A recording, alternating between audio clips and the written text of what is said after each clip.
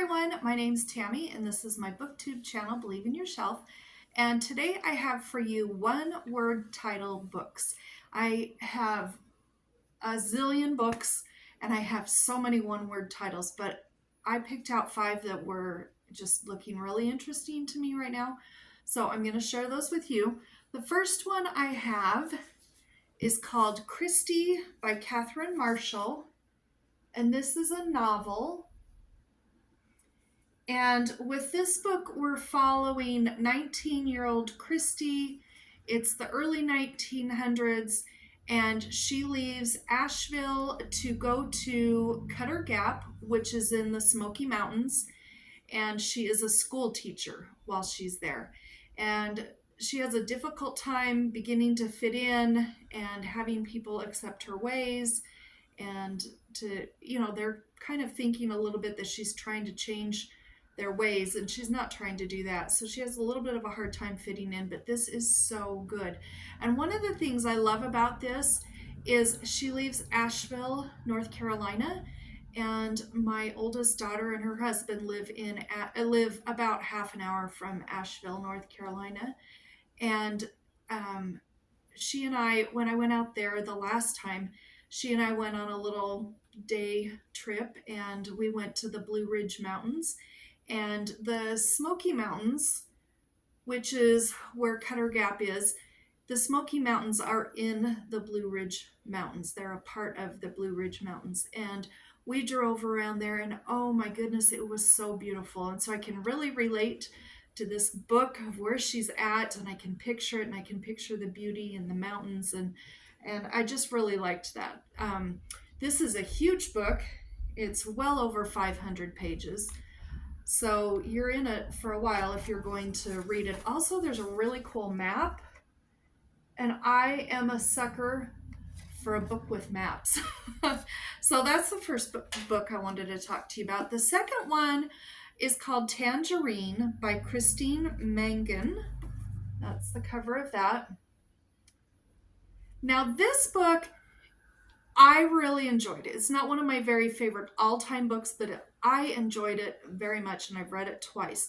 Now, my mom read it, and she didn't care for it. And I know my friend Lee has read this, and she didn't care for it either.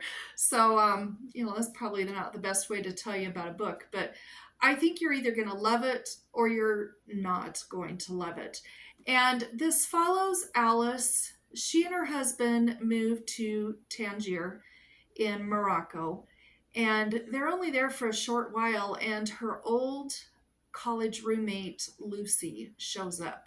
Now they have somewhat of a history, she and Lucy do, Alice and Lucy, and throughout the book you kind of learn what happened when they were at college together, or university. I'm not sure which one, but Lucy shows up. Alice is very quiet, kind of shy, and Lucy is quite the opposite. This book has some tension in it. It's not a thriller, but it has some tension, and there is a murder in the book.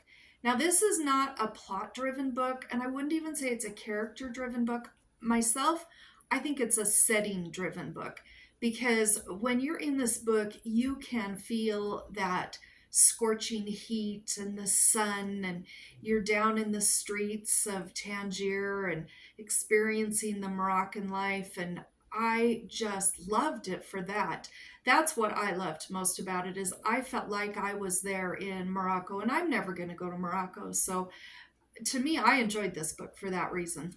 So I wanted to share that with you. I'd be interested if you've read this, if you left a comment down below. Did you love it or did you not? And if you read it, please let me know what you think about it afterwards. And I'm sorry if you don't like it. I'll just say that ahead of time, and you're welcome if you do. Now this one is called Shane by Jack Schaefer. And this is a Western. And this cowboy Shane just kind of rides into town one day, and we're following the Starrett family. He comes to work for them as a farmhand, and this story is told from the little boy's perspective.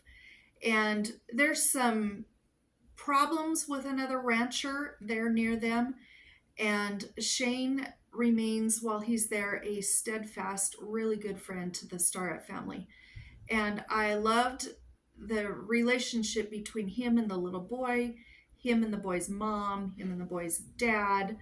And I just really loved this book. It was a nice, clean, wholesome book. It's less than 200 pages. And one of the things that I love about this was my first school read, that we had to read a book to, with the class. And I read this in, I think we were in 7th grade, actually, and 7th or 8th grade. And we read this in English class, and it was the first book that I ever had to read in class, and I really enjoyed it. It brings back a lot of good memories for me. The 4th book I have is called Delicious by Ruth Reichl. Now, Ruth Reichl is mainly known for her nonfiction books. However, this one's fiction, and she just barely had a new book. I think it's called The Paris Book, that just barely was released, like within the last month or so. And I love this book. This is a really good women's fiction book. It's just a joy to read. What we do is we're following Billy, and she travels from California to take a job at Delicious, which is the highest, what did they call it? The most iconic food magazine in New York City. And she goes to work there, and she gets to know a cast of characters that she's working with, and she finds some notes that are buried away, and so she gets to dig up some past with some of her co-workers. And I really like the New York Times book review. I'm going to read this to you. It says, New York is a fairy tale town where beautiful food abounds. The novel presents a whole passel of surprises, a puzzle to solve, a secret room, hidden letters, the legacy of James Beard, and a parallel, equally plucky heroine from the past, who also happens to be a culinary prodigy.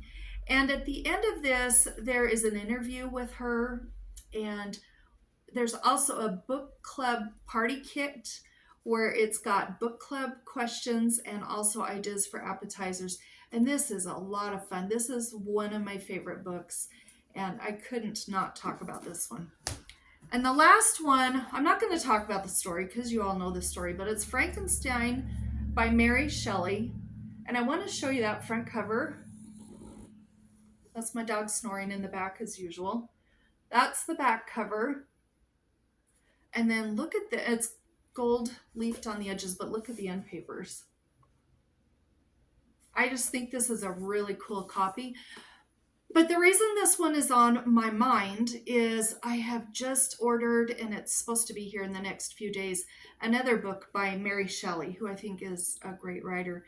She wrote The Last Man, and it's on its way, and it is a post-apocalyptic book that she wrote, and it takes place in, I believe it's 2091 or 2092, into like the 2100s, and what is that, the 22nd century? I don't know. I'm really good at those century things. But anyway, it goes from 2091 or 2092 and forward. And I can't even imagine what a post-apocalyptic book would be written from her viewpoint from way back when she wrote it. But there's a plague that kills off everybody, and I'm looking forward to that, and I can't wait to start it. I will probably start it as soon as it comes in the mail. And so I've been thinking of Frankenstein, and I want to read the two books next to each other, one before the other. I'm not sure which one I'll read first, just so I can see the differences maybe in the writing style between the two books.